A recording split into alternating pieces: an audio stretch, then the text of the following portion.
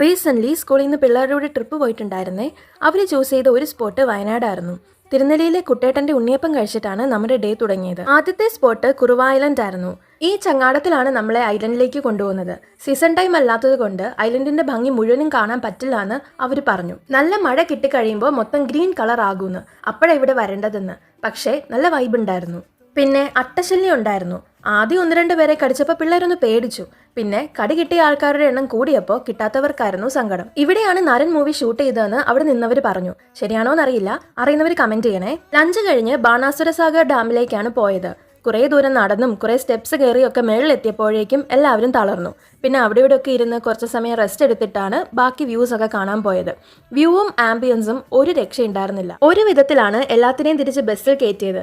ഇന്ത്യയിലെ ഏറ്റവും വലിയ എർത്തൻ ഡാം കണ്ടിരിക്കേണ്ട ഒരു സ്പോട്ട് തന്നെയാണ്. ലേറ്റ് ആകാതെ അവിടുന്ന് തിരിച്ചു. ഇരുട്ട് വീഴുന്നതിന് മുന്നേ ചുരം ഇറങ്ങണം, അല്ലെ കോട മിസ്സാകും.